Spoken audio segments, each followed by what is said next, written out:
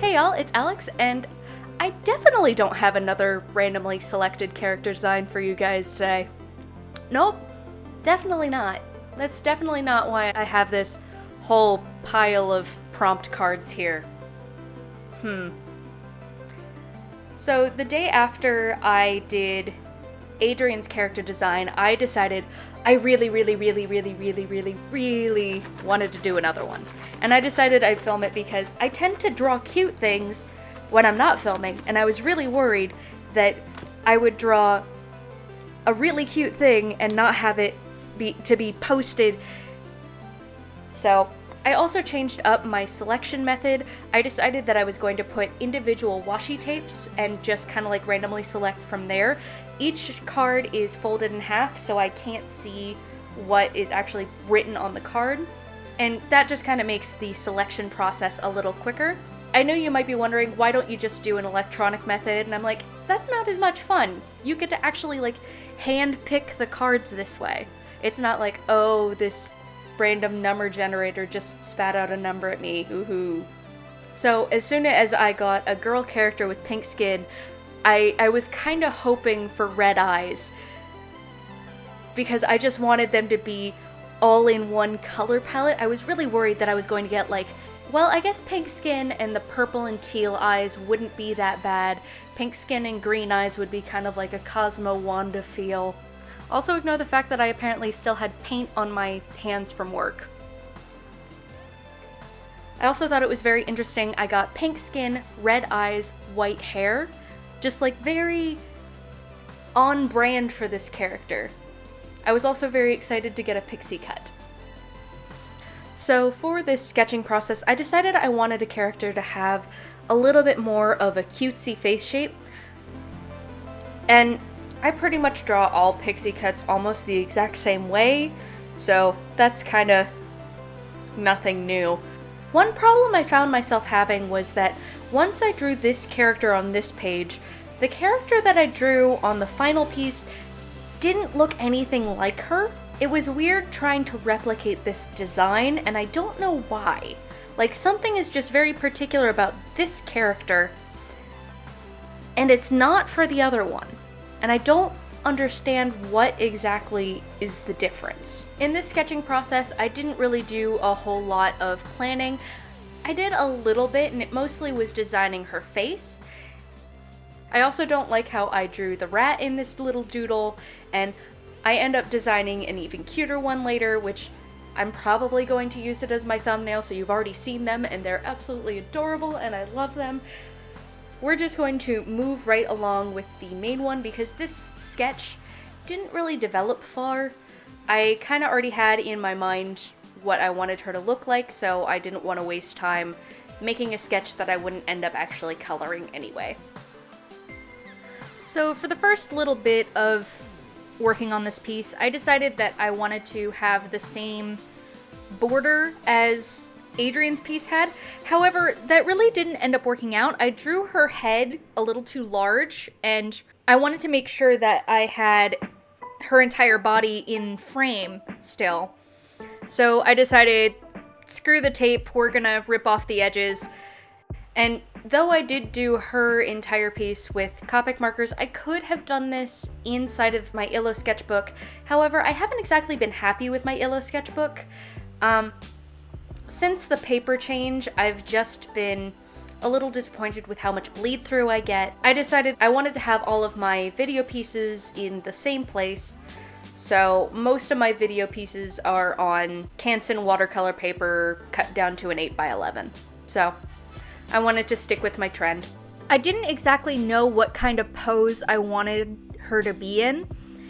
And at first I was going to have her little rat friend sitting in her right hand, and while her left hand is like out by her side like that. But I realized that that's almost the exact same pose that I put Adrian in. So I realized, oh crap, I can't do that. So I decided to put the little rat friend floating up above her hand, and I decided that if the girl has wings, why not give the rat friend wings? I didn't know exactly how I was going to draw the rat, like, in the first place. I don't draw a lot of rats, I just really enjoy how cute they look.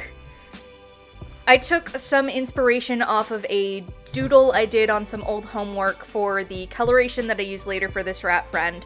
If I made a sticker of the little rat, would anyone want one? Because I know I want one for my next sketchbook. So let me get into the character and the little story behind this character. I decided that this girl's name is Sylvia, and she has just been promoted to an angel, and her little rat friend is actually her mentor. She's just figuring out how she can shapeshift her own form, so that's why she has this like really bizarre top and the bell-bottom jeans and the roller skates. And that's also why in the end she doesn't have a halo, but the rat friend does. She hasn't earned the halo yet. So maybe someday in the future, if I ever draw her again. Realistically, with these prompts, I feel like this one was the least challenging one that I've faced yet. This one, I feel like the haute couture shirt and how exactly to draw the rat were probably the hardest things, but otherwise everything came together pretty well. Even the roller skates, which I put on the list just to be able to have like, this is a random zany option that can probably throw a wrench in your entire character design. I forgot, I had a lot of trouble figuring out how the heck I was going to draw the wings in the first place. I looked at a couple of reference pictures of like actual birds, but it just didn't feel right. So her wings probably aren't anatomically accurate, but then again, I mean, what angels' wings are anatomically accurate? I don't think that they'd actually be able to carry you off the ground if you were actually human-sized. While doing the line work for this piece, my hand actually slipped a little bit and I made a line a little bit too thick. And I decided, kind of like how I made the white lines a characteristic of Adrian's piece, I made the heavy dark lines a characteristic of Sylvia's piece. She and the rat friend both have a thicker outline around the edge of them. And I find that I really like doing that from time to time, just to kind of break up the subjects from one another. If I had to name a favorite part of this piece, I'd probably say the haute couture bullshit shirt. I just love the mixture of ruffles and bubbles. It makes absolutely no sense, and I absolutely see it being something that someone would create in like an amateur fashion show or something. So learning from Adrian's piece, I did not touch this one with watercolor. I stuck entirely with Copic markers. Something that irks me about markers sometimes is that when you take the color to, say, one type of paper, like in my Illo sketchbook, the paper makes the marker look different, like how it does on watercolor paper. Like, the color that I used for her skin tone is actually supposed to be a lot lighter, and when I started coloring her in, I looked at it for a second and was like, this isn't the color I grabbed, right? And I swatched it back over on my Illo sketchbook paper. It's like, no, this is the color I grabbed. This isn't the one that I actually want. This is far too... Okay, well, this is bugging me in my video feed. I don't know why. I have this little swinging arm tripod now because my desk is up against a wall and I can't actually use my other tripod anymore, but it like shifts slowly and it's very annoying and I'm really sorry. Possibly the best coloring choice for this piece was making those wings a gradient, because if I would have colored them all in pink, I feel like it would have made her a little too heavy. Having that mixture of colors made it so that it wasn't bogged down by the sheer amount of pink.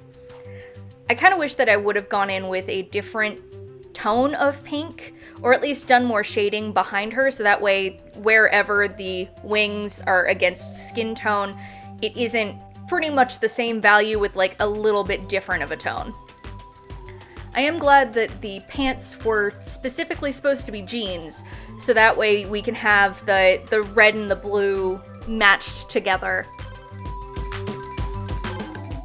When it came to coloring in the bubbles, I didn't exactly know what I wanted to do. I kind of left that mostly plain, just because in fictional-wise, she's just getting a hold of how to make her form, so maybe they're not actually entirely realized in the reality of this picture also, if that makes any sense whatsoever. While this background makes sense for the location, I feel like it's a little bit of a cop-out. I could have done something a little bit more interesting, but I mean, when I picture aliens, wow. When I picture angels, most of the time I imagine them standing up on top of a bunch of clouds. So, I will say that filling in this cloud texture actually almost killed this marker. There was just a lot going on.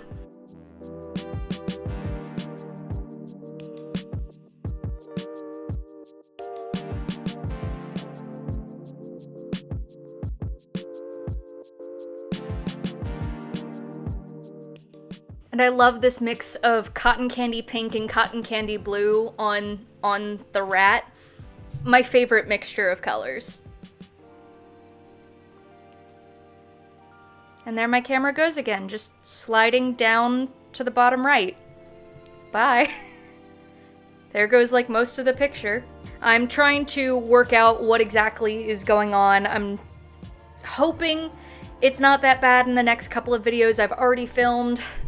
So please bear with me while I try to figure this out, and if I need to buy a new tripod, I might cry, but I will do it.